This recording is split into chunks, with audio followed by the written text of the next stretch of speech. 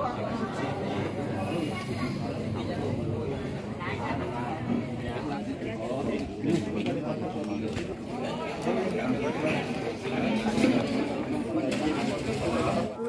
gimana Bu? Terima kasih. Duduk aja ya. Rekan-rekan. Ya tetap terakhir, alhamdulillah saya mendampingi dari pagi. Mereka kritis sekitar jam 3. Alhamdulillah saya mendampingi sendiri sampai akhir tiada.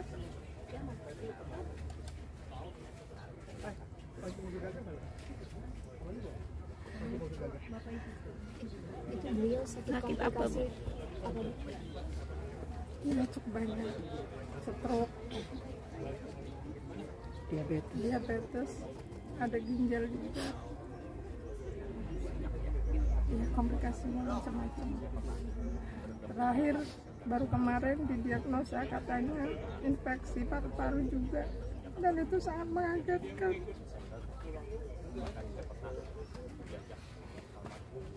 Itu saja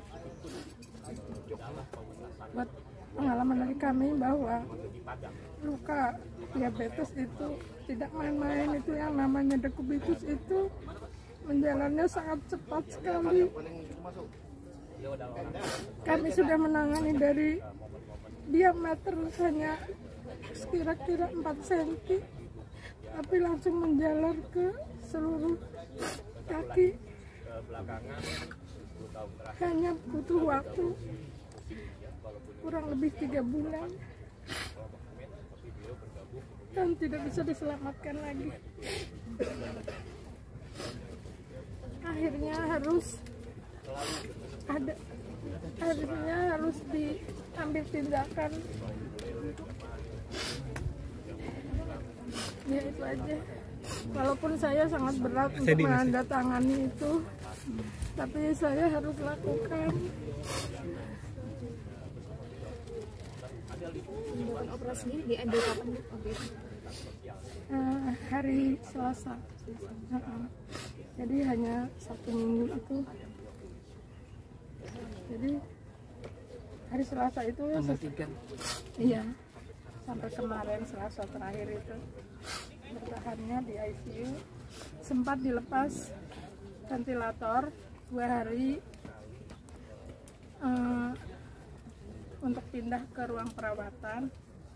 Saya banyak bertanya bagaimana seandainya di ruang perawatan tidak lama dan harus dipulangkan dengan keadaan banyak peralatan yang menempel, dan saya dianjurkan untuk beli alat-alat. Rencananya saya akan belanja di hari kemarin waktu beliau meninggal itu, tapi ternyata jam 3 itu kritis. Dan akhirnya Allah berkehendak pada hari itu beliau dipanggil Allah Subhanahu wa Ta'ala. Saya hanya berharap mudah-mudahan Allah akan mengampuni segala dosa-dosanya. Itu saja harapan saya. Mohon pada Yang Maha Kuasa mau mengampuni segala dosa. Amin. Itu saja. Bu, untuk di dunia perfilman sendiri ada pesan-pesan apa sih Bu yang masih ingin almarhum capai gitu, ada nggak sih Bu? Iya, beliau memang sangat antusias dan masih sangat bersemangat, tapi beliau tidak sadar bahwa dirinya itu sebetulnya sudah secara fisik tidak mampu, dan saya yang menghalang-halangi untuk tidak terjun ke pekerjaan itu lagi. Terakhir beliau berkontribusi di film yang terakhir main di mana Bu? Terakhir itu rencana mau syuting RCTI itu, terus akhirnya stroke itu nggak jadi, sempat ditunggu sampai hampir 1 bulan. Saya bilang sepertinya harus diganti saja dengan orang lain, kami mundur saja gitu. Film terakhir yang beliau mainkan peran sebagai apa? Aduh, saya lupa ya, lupa karena sangat lama untuk konsentrasi ngurusin sakitnya, jadi saya udah tidak berpikir itu lagi. Sosok suami seperti apa sih almarhum? sangat baik, sangat sabar, tidak pernah marah, tidak pernah, dan jarang bicara. Dia lebih suka membaca, menulis, yaitu olahraga, itu hobinya membaca. Buku favorit beliau apa? Pengarang yang biasa sering beliau baca? Banyak sih, apa aja dibaca. Gak hafal, tapi kebanyakan buku-buku budaya filsafat. Terakhir kesini agama. Iya, ya terakhir buku-buku agama. Ada pesan terakhir mungkin sebelum waktu Bapak yang menjelang Tidak ada kritis? sama sekali. Kebetulan Bielo itu tidak bisa bicara. Iya. Sakit sih mungkin mulai dari kapan sih Bu? Tidak bisa bicaranya. Nggak sakitnya? Oh, sakitnya yang udah lama, dari 2018. Abang sih sebetulnya udah 5 tahun terakhir itu keluar masuk rumah sakit ya. Jadi sembuh sehat. Cuma memang setahun terakhir ini kesehatannya menurun. Agak serius.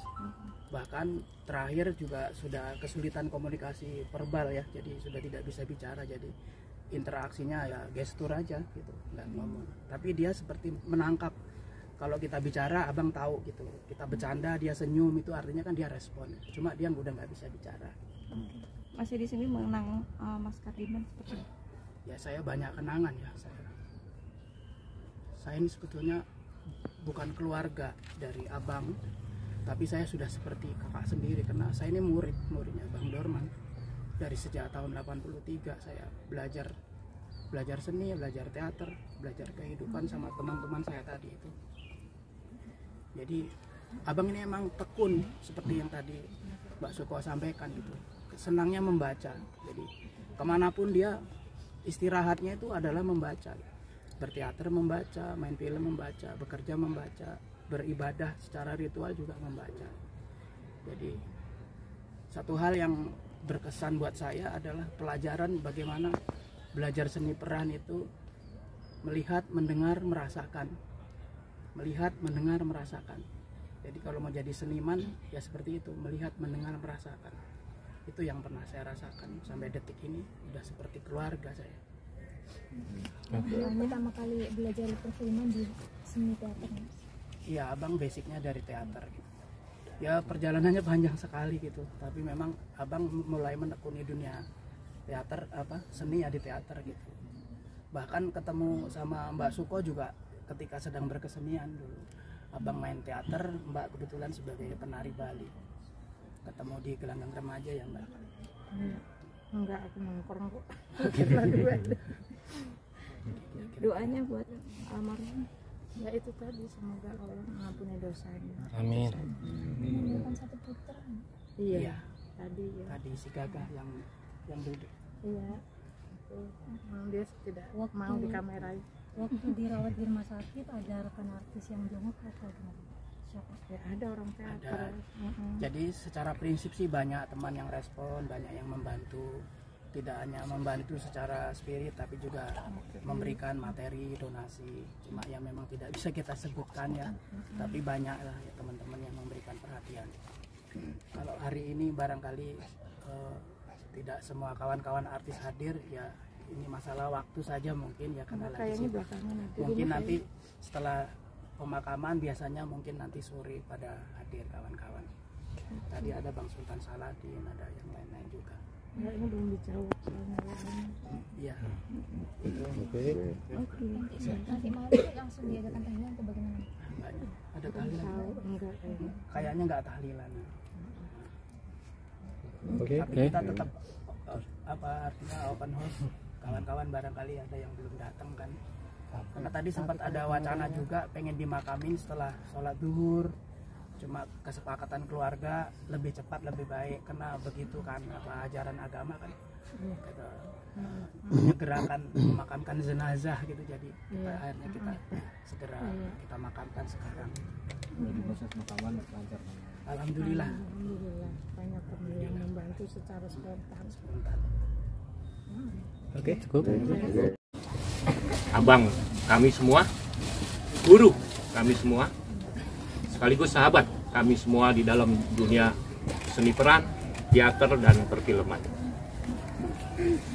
ketika tahun 70-an, seorang yang bernama Sudipyanto, seorang adik dari W.S. Hendra, dia telah mengumpulkan rekan-rekannya untuk mengisi gelanggang-gelanggang yang ada di 5 wilayah Jakarta ketika itu. Lalu bertemulah dengan almarhum dan kawan-kawannya, dan menempa seni teater dengan tujuan supaya ketika itu anak-anak remaja tidak jadi berandalan di Jakarta. Lalu dengan giat bersama teman-temannya almarhum berteater di gelanggang remaja Jakarta Timur. Lalu dibuatlah menjadi 2 grup ketika itu. Ada Sanggar Teater Jakarta dan Teater Jakarta Timur. Beliau salah satu pegiat teater yang intens, konsen terus melatih murid-muridnya di gelanggang remaja Jakarta Timur. Dan saat ini gelanggang remaja tak lagi bisa buat latihan teater, tak lagi bisa buat kita berkarya di bidang seni. Karena itu saya berpikir, inilah tugas kalian, teman-temanku, sahabat-sahabat teater, mengusahakan kembali agar apa yang beliau almarhum kerjakan ketika itu, berteater di gelanggang, dapat terwujud kembali di setiap gelanggang remaja Jakarta Timur. Sahabatku, inilah pentas terakhirmu. Kami semua bangga atas kiprahmu di dunia ini, dan kami semua merasa hormat kepadamu, sahabatku. Mari kita hadiahkan Al-Fatihah sekali lagi untuk beliau. Al-Fatihah. Bismillahirrahmanirrahim. Alhamdulillahirabbil alamin. Arrahmanirrahim. Maliki yaumiddin. Iyyaka na'budu wa iyyaka nasta'in. Ihdinas siratal mustaqim. Siratal ladzina an'amta 'alaihim ghairil maghdubi 'alaihim waladdallin. Amin. Terima kasih. Saya Isar mewakili teman-teman.